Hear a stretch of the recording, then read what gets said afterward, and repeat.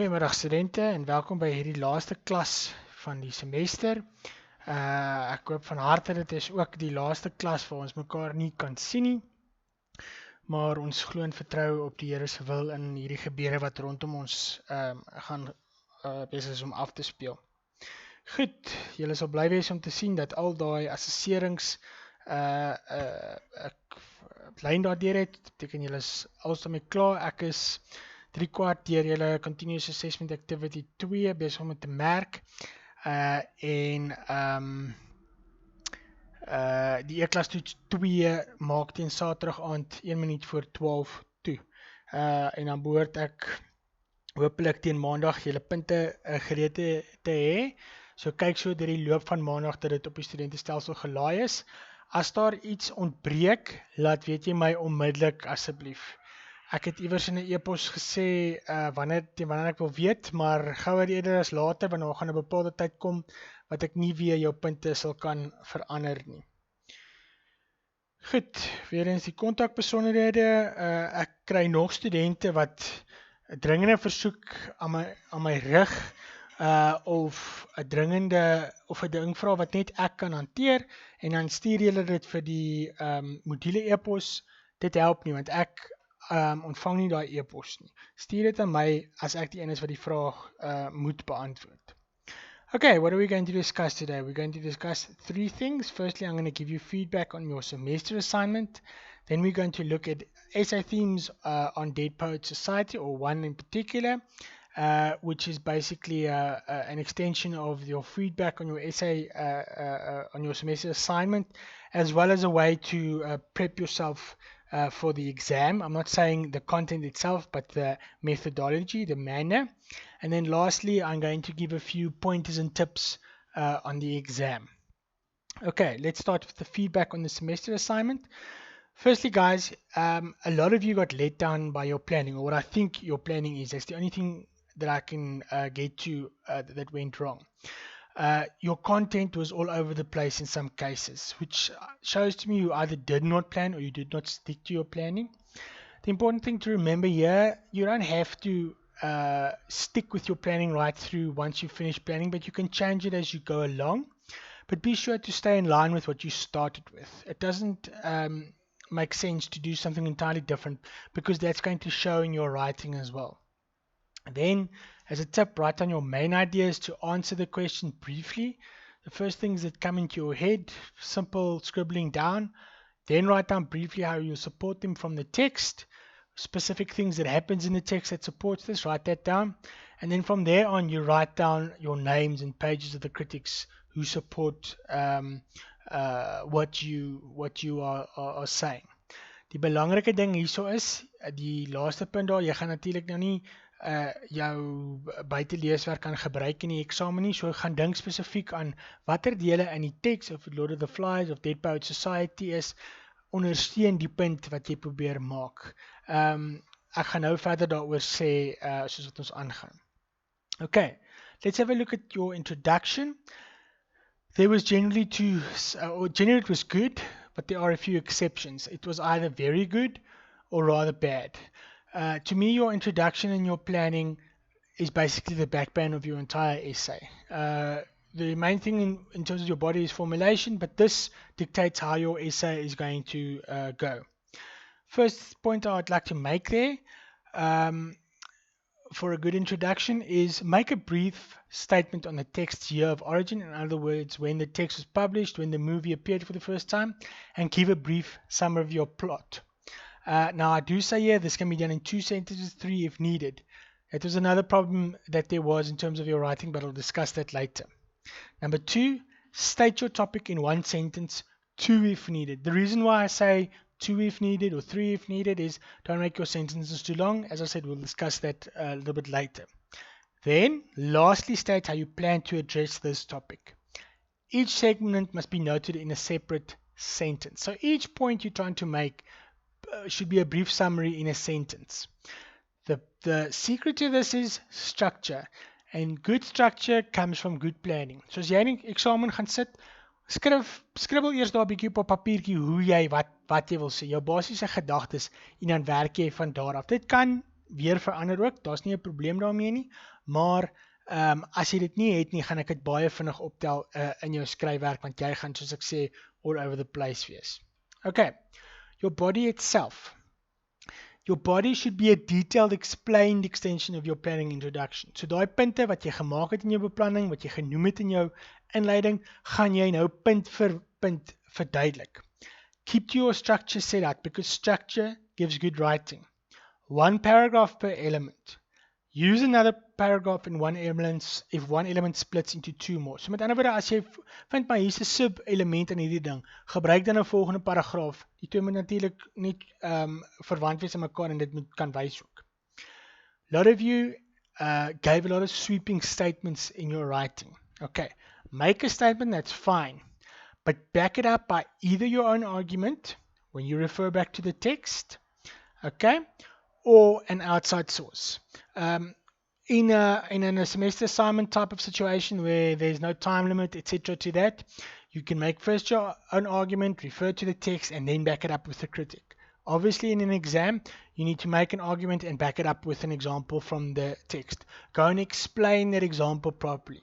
Remember, you must write as if your reader has never read the story before, but do not retell the entire story without making a point to it. Make your point first, then retell briefly what in the text or what instance in the text supports this. Okay, your conclusion. Again, some of you may had very good conclusions, some of you had very bad conclusions. The important thing is start off your conclusion by restating your original topic as you stated it in your introduction. Restate each of your original discussion elements, and then alongside with that, give one reference that you've discussed in the essay body. Just the reference, not the explanation. Okay? So that your readers can be reminded again on what you've said. And then lastly, write a general neutral concluding sentence. Okay. 'n Party van julle het ek wil dit amper 'n inspirerende boodskap aan die einde gesit. Dis nie die doel van hierdie oefening nie. Okay. Jy is 'n neutrale observeerder en 'n puntmaker, as ek dit so wil noem, in hierdie oefening. So be very careful on that. It shouldn't be wishy-washy. Okay. Be careful also not to bring in outside texts that aren't necessarily that related. You might make some good points. There's not necessarily anything wrong with that. But one often trips over these outside texts in that they don't always link as much, or they don't link appropriately with what you are trying to say. Okay. Die volgende ding wat ek graag wil bespreek is, en dit is waar baie van julle dalk 'n goeie essay body gehad het hierdie julle verskriklik in die steek gelaat. Okay, writing and grammar. I went as far as saying to some of you, you must seriously brush up on your grammar if you intend to teach English. And it's easy to say, but I don't want to teach English. Often you are forced to within a specific situation. Remember, the children look to you as an example. So if you do not give an appropriate example, you can't expect the children to give an appropriate example. Spelling to a certain extent was minimal. I didn't punish you that much on spelling because most of you spelled pretty well. But the big thing that was, as I said there, like a plague throughout many of your essays is the use of run-on sentences. En studente, dit is nie net beperk tot jou Engelse skryfwerk nie. Ek het bietjie gaan rondvra in jou ander vakke ook waar jy moet gaan skryf, of dit nou Afrikaans of so is. Julle skryf vir gebrek aan 'n beter woord run-on sentences in Afrikaans ook. So dit is nie eers 'n geval van jy's nie so goed met die taal nie. En die basis daar agter is jy ken nie jou sinstipes nie. En in die tweede plek, jy weet nie waarom 'n punt te gebruik nie. Met ander woorde, jou leestekens of jou leestekens gebruik swak. I've taken 3 examples from various essays that you've submitted, and the aim is to show you what they look like. I've specifically not mentioned names, want die idee is nou nie om iemand in die verleentheid te bring nie, but look at this. Afterwards, I'll explain to you exactly what sentences, how you should look at this again, what you should keep in mind. The first example there is Rolf immediately took charge of the situation and stated to the other boys that they should vote for a chief. This indicates that Rolf is a democratic leader. Now, as soon as your sentence becomes as long, irrespective of whether it's a good sentence or not, the alarm bells must start ringing because this can often lead to confusion. However, there are a punctuation confusion here as well. That is a run-on sentence. How would we fix this? Here I show you. Rolf immediately took charge of the situation and stated to the other boys that they should elect to vote for a chief. Full stop. Okay? This indicates that Rolf is a democratic leader. So, in other words, I've replaced the comma because the big problem with the run-on sentence is the use of commas. I've replaced the comma with a full stop and I've started a new sentence. The issue is not about the use of commas. It's about using commas and grammar incorrectly. Rather split what you want to say in two sentences. We'll have a look at the structure that will give you a guideline in just a second. Here's another example. At the beginning of the novel, Rolf and Jack had the same ideas.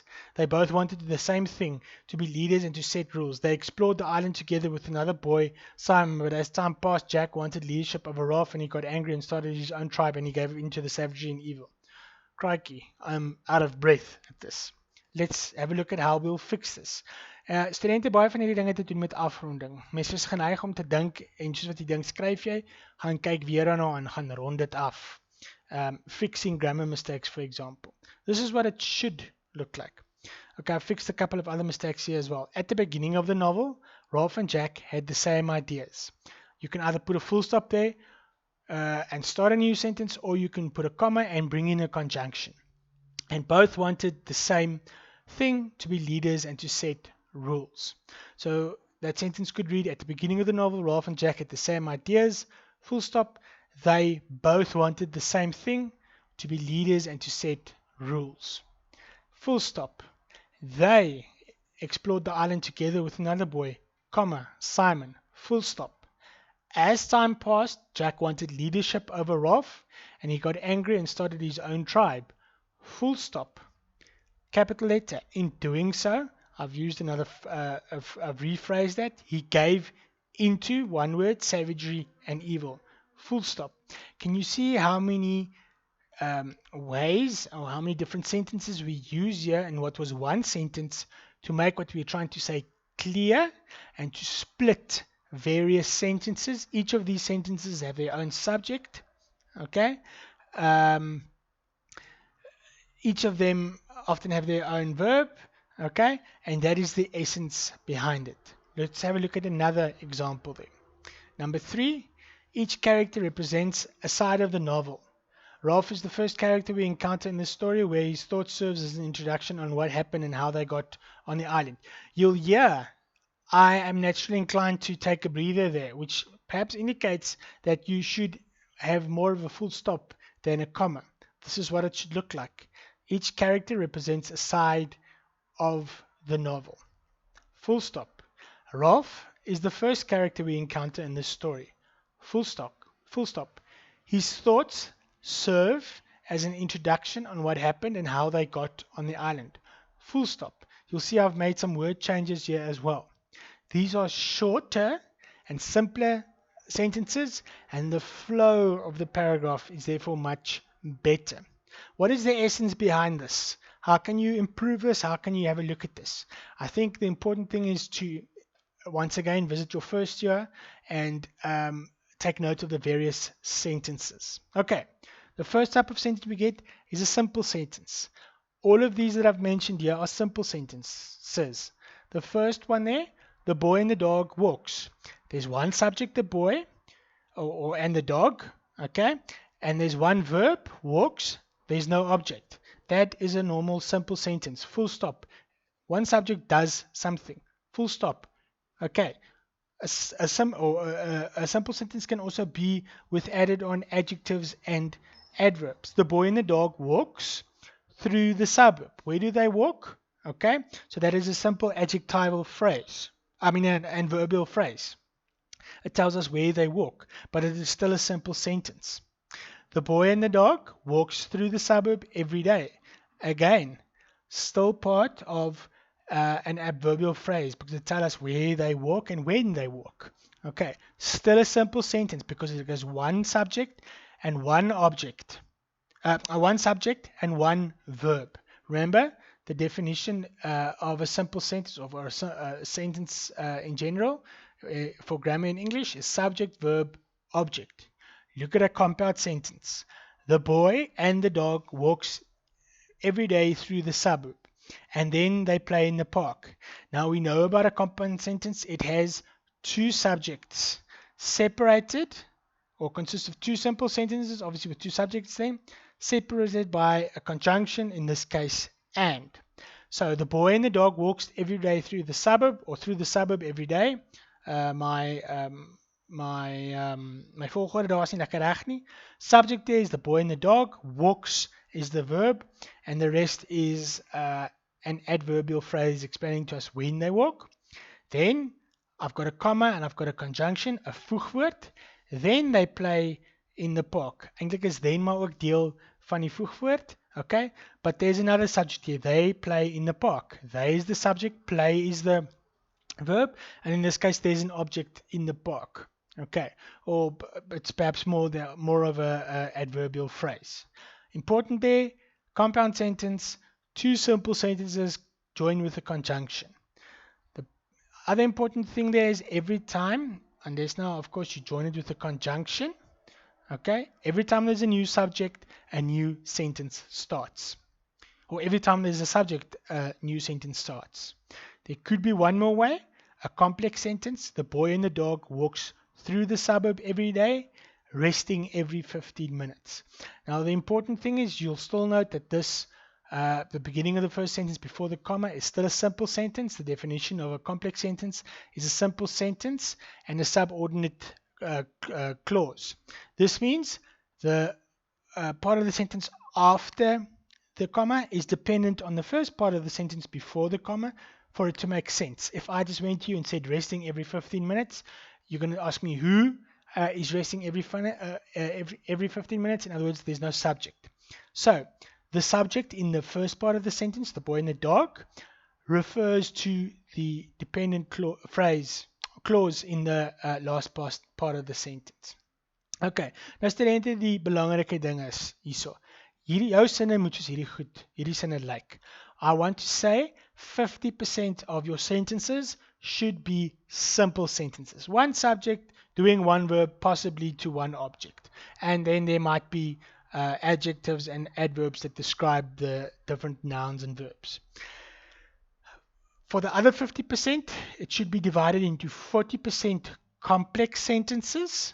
Okay, so a simple sentence and a dependent clause, and 10% compound sentences.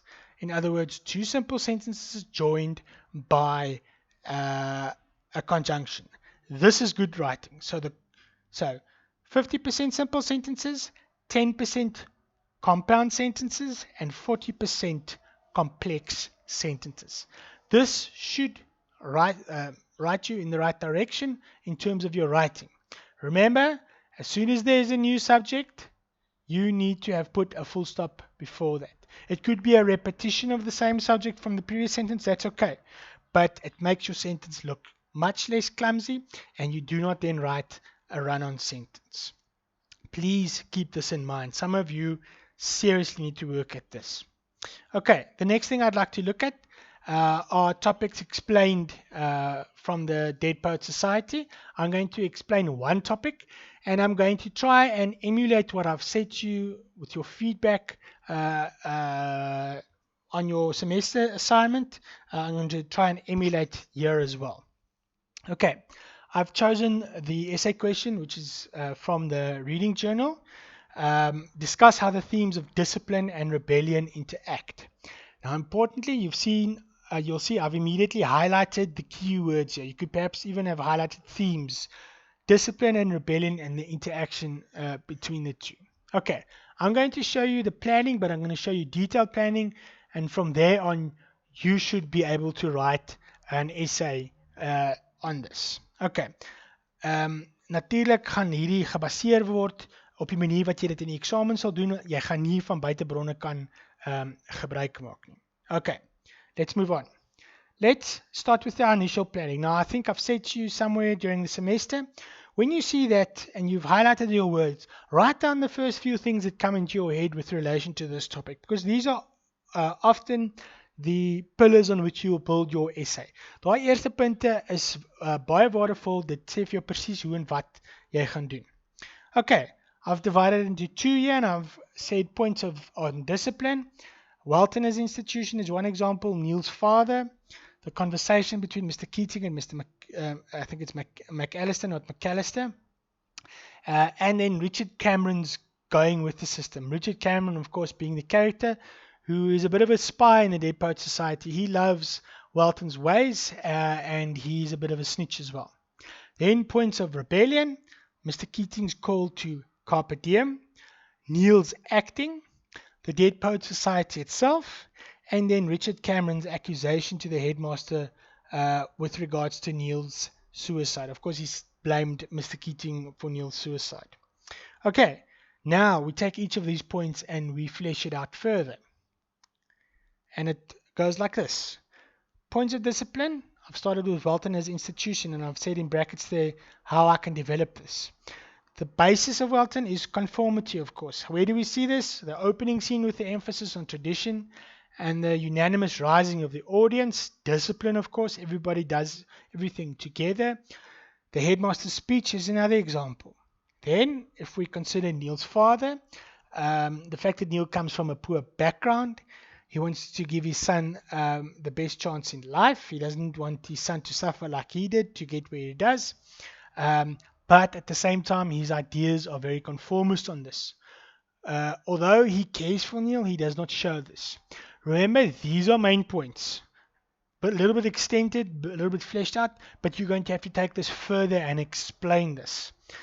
You can't just mention them like this, otherwise you won't have properly explained this and you won't get your marks. If we look at points on discipline a little bit further, the conversation between Mr. Keating and Mr. McAllister.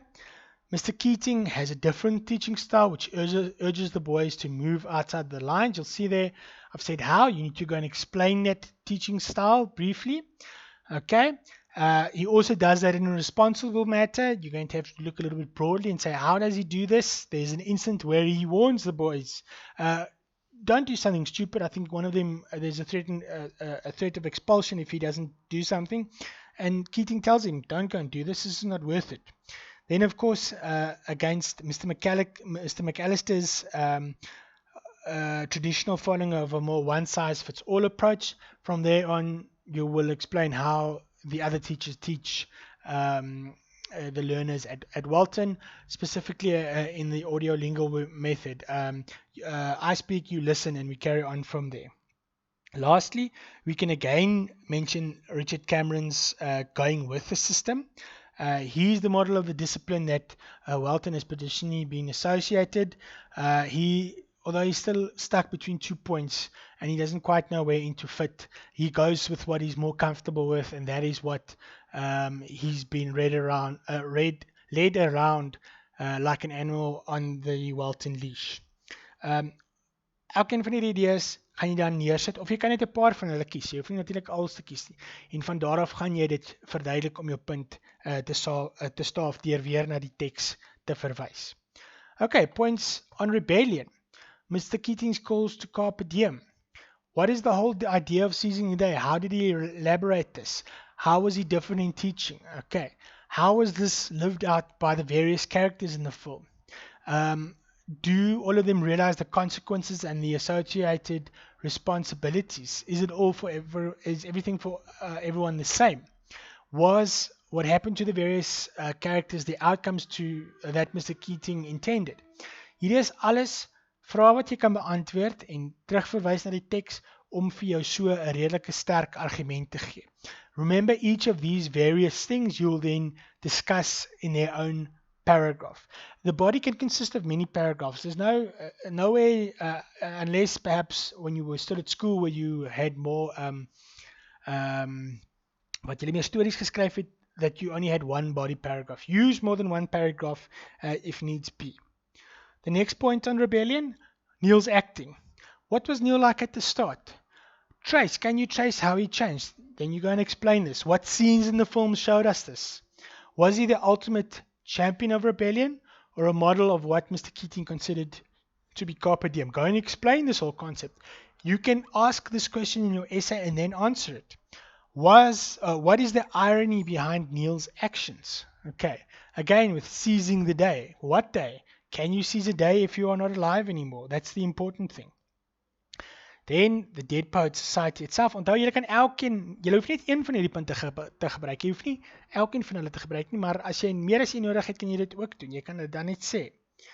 How is the Dead Poets Society rebellious in contrast to Walton? Ask yourself that. So compare the two. Okay, what tension does there exist between life and death in the idea of carpe diem and the dead poets? Why do they use dead poets?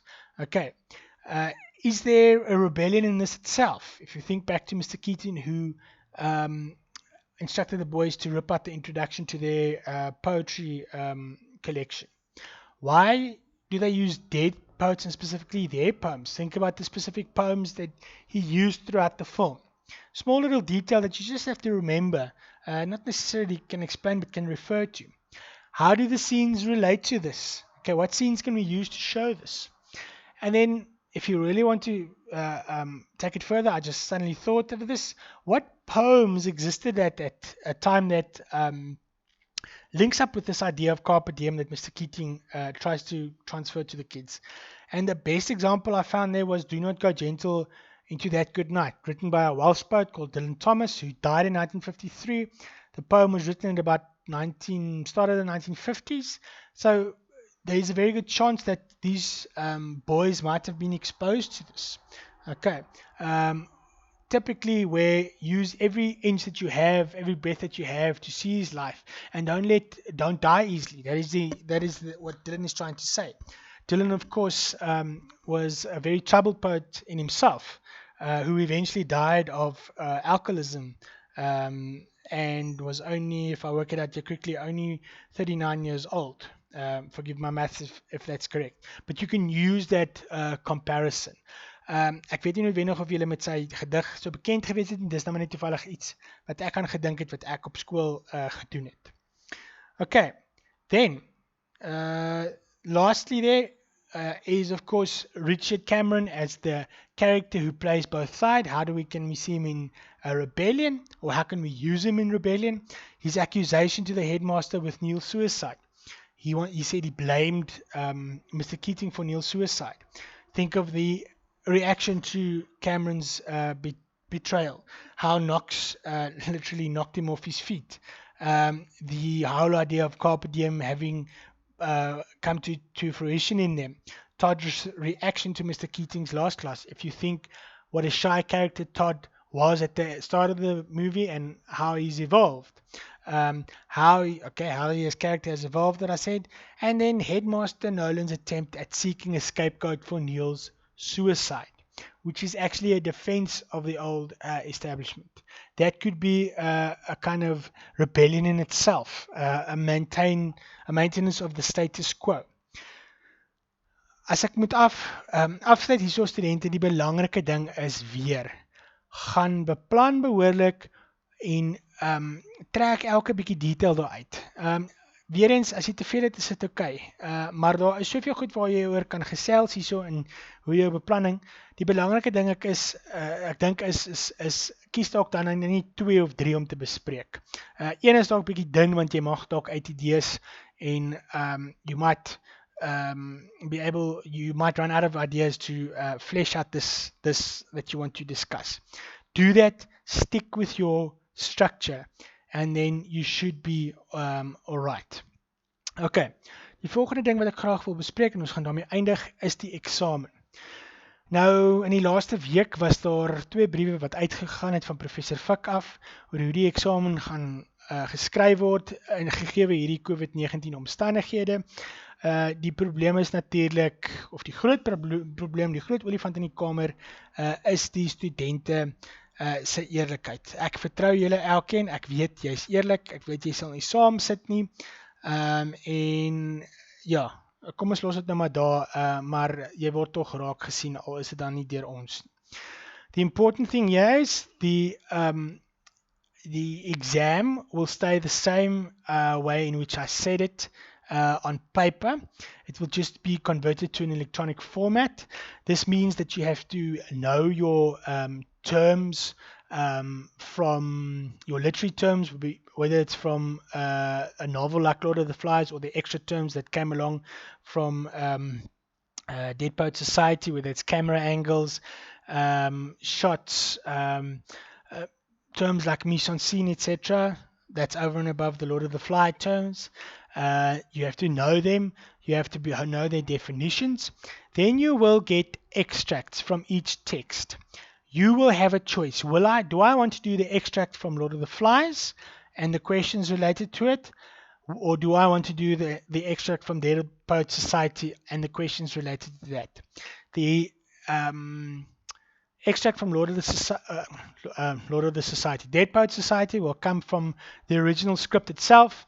There will be certain pointers to show you which scene we are referring to. Then the questions for either of them.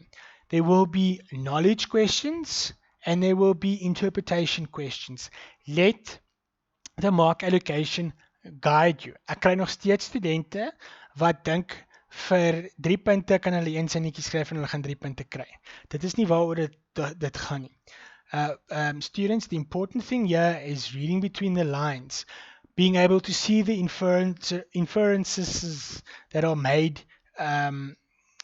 or the references that are made in the two various texts. Okay, that will be the second part of the exam, the section B. Section A was the terms and their definitions. Section B, the extract. You can choose doing either Lord of the Flies or Dead Poet Society. Lastly is the essays. Now you do have a 3-hour exam, or you do have 3 hours time. The important thing is with the essays, you have to write an essay, an analysis essay on each of the texts, both Lord of the Flies and Dead Poet Society. Go and do your planning. I don't want to see your planning, maar gaan sit daar met 'n stukkie papier en skryf net jou hoofpunte neer nadat jy die vraag gelees het. Jy moet albei doen.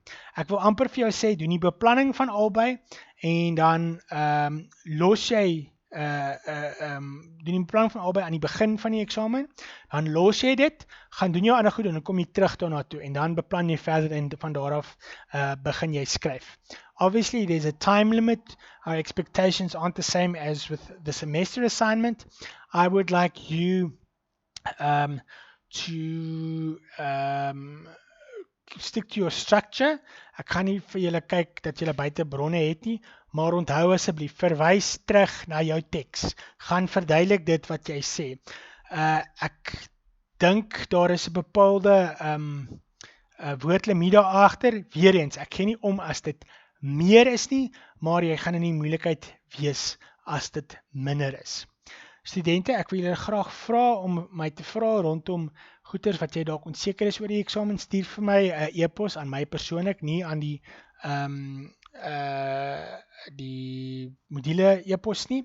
En dan laastens, die belangrike ding, sodra al jou punte gefinaliseer is in die begin van hierdie week en jy kom agter maar hier is iets nie hier nie, ek soek onmiddellik van jou 'n e-pos voordat dit te laat is. Ek wens julle alle sterkte toe. Dankie vir hierdie semester wat ons dit saam kom doen. Julle is nou die eerste groep waarmee ons hierdie module gedoen het. Ek hoop jy het ietsie uit geleer en ek sien julle hopelik weer die volgende semester. Goed gaan.